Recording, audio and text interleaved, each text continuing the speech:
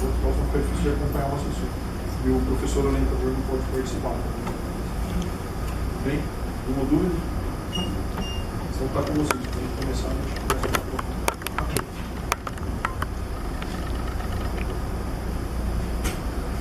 Boa tarde a todos. Meu nome é João Vitor Turquete, juntamente com o meu colega Daniel Lott, que vem representar aqui ProSoFly na apresentação do projeto denominado Guerreirinho Cabreiro, cuja missão é realizar voos competitivos pela classe regular da competição Aerodesign 2018. Neste ano, a equipe se baseou em ensaios culturais, ensaios de competição de dados e prototipagem para validar todas as inovações do projeto. Foram construídos 3 protótipos e realizados 40 voos. O cronograma foi dividido em anteprojeto, projeto detalhado e, paralelamente, construção de protótipos. No anteprojeto foram realizados estudos conceituais e otimizações multidisciplinares, buscando confrontar diferentes configurações de aeronaves e maximizar a carga paga, uma vez que essa é o principal parâmetro no cálculo da pontuação de voo.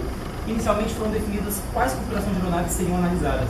Por confiabilidade e facilidade construtiva, a configuração monoplano convencional foi uma delas. Também decidiu-se analisar as configurações biplano e asa voadora, pois essas permitem maior ganho de área larga quando comparada à configuração convencional devido à restrição geométrica imposta pelo regulamento. Nos estudos conceituais foram definidas algumas características de cada configuração de aeronave. Para o monoplano e o biplano, adotaram-se asas reto-trapezoidais com empennagem horizontal retangular do tipo toda móvel. No caso do biplano, inicialmente consideraram-se asas com geometria e posicionamento longitudinais iguais, variando-se apenas a incidência entre elas. Já para a asa voadora, adotaram-se asas multitrapezoidais, com 3 afilamentos e enflechamentos. Em todos os casos, o trem de pouso escolhido foi do tipo triciclo, por facilitar o pouso em decolagens e em pousos. Quanto ao posicionamento da asa em relação à fuselagem, adotou-se a configuração asa alta para aumentar a estabilidade lateral e facilitar o pouso. Entre as configurações de motor do tipo Pusher Retractor, a primeira foi inicialmente descartada por dificuldade construtiva. Além disso, o motor Pusher deveria ser posicionado mais alto que o Tractor para evitar a colisão da hélice com o solo durante a rotação de decolagem. Esse posicionamento ocasionaria um momento picador indesejável para o avião, reduzindo seu MTOW. Visando o melhor aproveitamento do limite dimensional do regulamento de superfícies sustentadoras, especificou-se uma distância mínima à frente da asa para posicionamento do motor, sem que isso aumentasse o comprimento do avião nem dificultasse a construção do berço. A hélice escolhida para o projeto foi a USF Prop, por ter apresentado bom desempenho na competição de 2017. Nas otimizações multidisciplinares, cada configuração de aeronave é definida pelo algoritmo montar aeronave, de forma que as características geométricas são dadas por um vetor de entrada parametrizado em relação à envergadura da asa. Esse algoritmo determina o avião com o maior envergadura possível dentro dos limites do regulamento. Dentro do conjunto de funções para a otimização, a saída do algoritmo montar a aeronave é utilizada como entrada para a função peso vazio e também empregada no programa corrida de decolagem. Este programa, utilizando as polares e geometrias definidas, varia de forma iterativa o peso de decolagem até que haja convergência do MTOW para uma distância de decolagem de 60 metros. Além disso, visando aprimorar o cálculo do efeito solo, adotou-se um método de reflexão de singularidades no CVLM, desenhando-se as superfícies do avião refletidas em relação ao solo. Enfim, a configuração que apresentou os melhores resultados foi o biplano, proporcionando maior MTOW e maior carga paga segundo as estimativas de peso vazio. Então, a partir da análise dos resultados obtidos, o primeiro protótipo foi construído. O protótipo realizou voos bem-sucedidos com 85% do MTOW previsto, porém foi incapaz de voar com carga superior. A partir do sistema de aquisição de dados, obteve-se a curva de velocidade do avião em relação ao solo ao longo da corrida de decolagem. E comparando os dados obtidos com a simulação numérica realizada, observou-se que a aceleração do avião estava bem abaixo da esperada. Por isso, realizaram-se ensaios estáticos do grupo motopropulsor e observou-se que a tração estática medida estava 23% menor do que a tração esperada. Isso foi atribuído devido à interferência do conjunto asa-fuselagem na esteira da hélice, devido à proximidade entre o disco de hélice e a asa do avião. Então, realizaram-se novos ensaios estáticos do motor, buscando reduzir essa interferência sem ocasionar aumento do somatório de dimensões da aeronave. Isso foi feito aumentando a altura do motor até que a tração estática desejada fosse obtida. Então, simulou-se novamente a decolagem do avião, chegando no MTOW de 97% daquele inicialmente calculado. Essa pequena perda de 3% é causada pelo momento picador gerado pela tração do motor, porém é muito menos significativa do que aquela anteriormente causada pela interferência da fuselagem. Então, modificou-se a altura do motor no primeiro protótipo construído, que realizou voos bem-sucedidos no seu MTOW. Adotando-se essa nova altura do motor como fixa, realizou-se uma nova etapa de otimizações. O gap entre as asas também foi fixado, tendo como base dados históricos da equipe e um padrão de convergência de otimizações anteriores. Além disso, visando maximizar a pontuação final de voo, projetou-se um novo perfil aerodinâmico para as asas, que foi testado no programa Corrida de Decolagem, apresentando um ganho de 140 gramas para o MTOW. No entanto, não seria possível validar este novo perfil dentro do cronograma proposto pela equipe, optando-se por manter o uso do CLD 1223.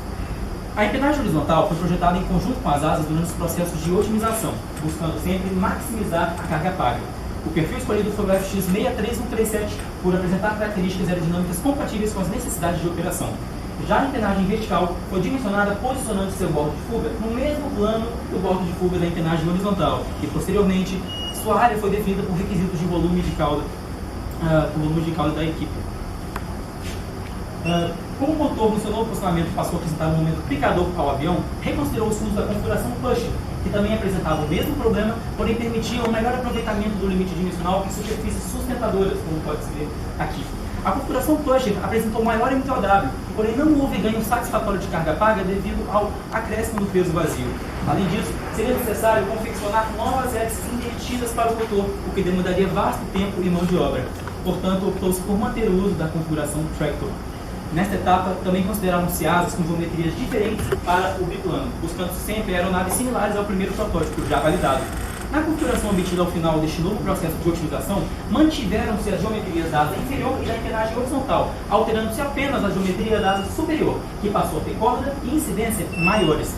Essa mudança contrapôs o momento picador gerado pela tração do motor e representou um ganho de 500 gramas para o MTOW do avião. Então, o segundo protótipo foi construído e realizou voos bem-sucedidos validando seu MTOW.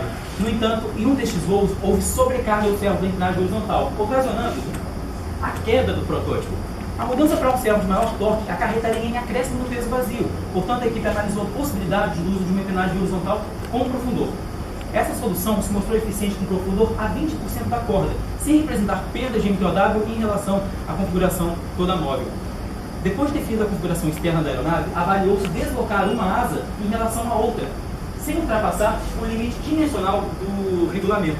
Com isso, identificou-se um incremento positivo no CM total das asas, utilizando-se um stagger positivo, sem alterações em CL nem em CD.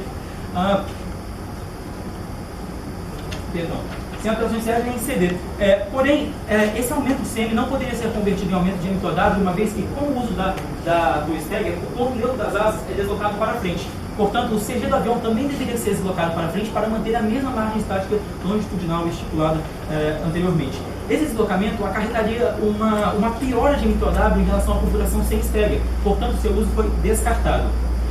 A posição do CG para voos com MTOW foi definida no anteprojeto, porém, também considerou-se voar com o CG mais dianteiro para aumentar o conforto do piloto em voos com menos carga. As análises detalhadas de estabilidade e controle foram feitas para ambas as posições. Dada a posição deslocada da asa superior em relação ao CG, foi considerado o arrasto nas análises de estabilidade estática longitudinal. Além disso, deu-se uma atenção especial às não linearidades de sustentação existentes no regime de pré-stall das asas. Com isso, mantendo-se o CG na posição de projeto, observou-se uma deterioração de margem estática longitudinal com um aumento de ângulo de ataque, porém a aeronave continua estável em todo o regime de voo. As análises laterodirecionais também foram feitas seguindo os mesmos princípios de não linearidade de sustentação.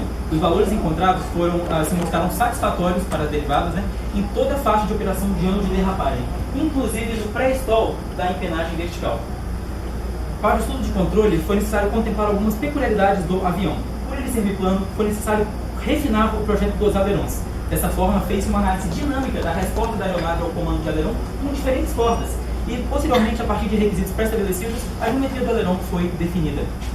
Dada a posição deslocada da asa superior em relação ao CG, o momento picador gerado pela própria tração foi considerado nas análises de imagem e, principalmente, no projeto do profundor, tendo como base e foco sempre maximizar a carga paga.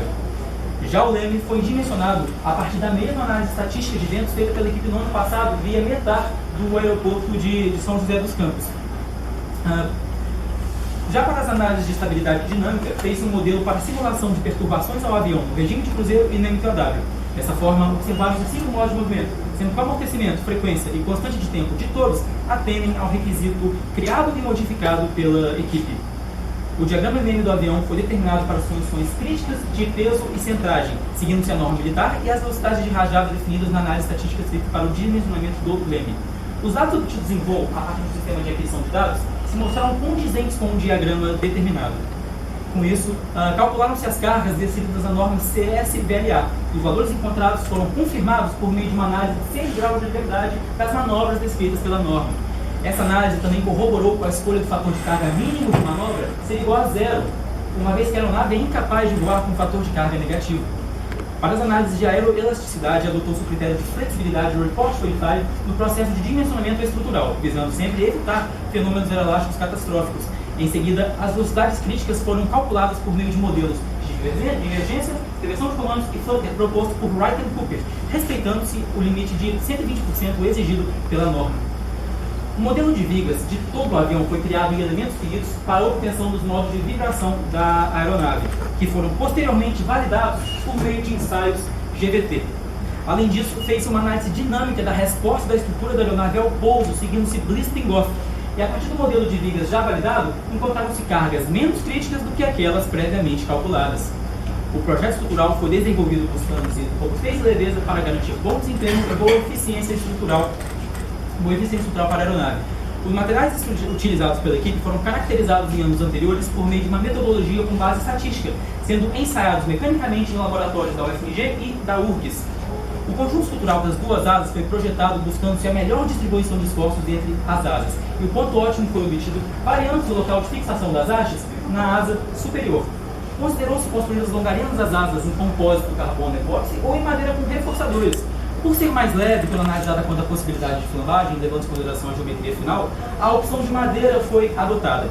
As longarinas das asas foram pré-dimensionadas utilizando-se um algoritmo de otimização genético desenvolvido pela equipe, onde buscou-se utilizar não só sua geometria, como também o posicionamento da longarina ao longo da corda.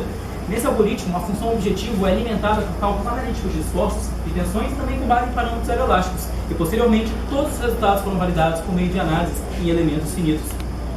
O conjunto cauda-fuselagem foi concebido como uma estrutura treliçada de tubos de carbono pré-fabricados, selecionados devido à sua alta resistência específica. Visando maximizar a rigidez do conjunto e minimizar sua massa, realizaram-se otimizações topológicas seguidas de otimizações paramétricas do conjunto, sendo possível dessa forma reduzir o diâmetro dos tubos. O trem de pouso do avião foi dimensionado para que, nas condições críticas de aterrissagem, seja capaz de se deformar o suficiente, elasticamente, para absorver e minimizar as cargas de pouso e garantir, assim, um pouso seguro. Em um modelo desenvolvido também em elementos finitos, realizaram-se otimizações do conjunto, com diferentes materiais compostos e diferentes números de camadas. A configuração ótima se mostrou com fibra de carbono unidirecional e bidirecional, concatenando flexibilidade e resistência ao menor peso.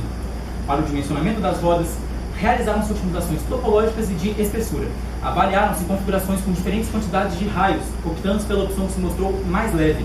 O material escolhido para a construção foi o nylon, por ter apresentado bom desempenho e boa confiabilidade em aplicações recentes da equipe.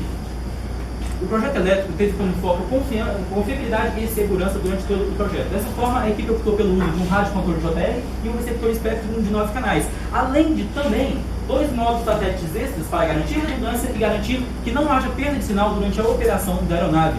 A escolha dos servos levou em consideração as cargas requeridas em todas as superfícies de comando, privilegiando os servos de maior relação de torque por peso. Todos os modelos escolhidos são do tipo digital high voltage, pois estes permitem maior precisão dos comandos e evitam danos por sobretensão. Para o dimensionamento da bateria e da cablagem, realizou-se uma análise estatística de demandas de corrente de tensão, de descarga, e também foi feito com base em parâmetros obtidos durante ensaios em voo.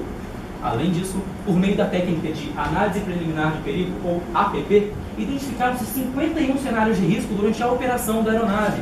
Sendo assim, adotou-se uma série de medidas de monitoramento e de mitigação essenciais para garantir e manter um elevado nível de segurança para o projeto. Em suma, concluo que a aeronave Guerreirinho Cabreiro é capaz de cumprir sua missão de forma estável, controlável, segura e competitiva durante todo o seu envelope de voo. A Wisefly gostaria de agradecer aos patrocinadores pela colaboração ao longo do ano e aos senhores juízes pela presença aqui em nossa apresentação. Eu também gostaria de agradecer pessoalmente aos nossos fantásticos pilotos Rodrigo Zanazzi e André Griso, e também a todos os membros de todas as equipes aqui presentes prestigiando o nosso projeto, como ali os membros da ESC-USP, como os membros da Tucano, da URAI, como todos, não vai falar um por um. Enfim, abro agora espaço para uma sessão de perguntas. Pela sua atenção, muito obrigado.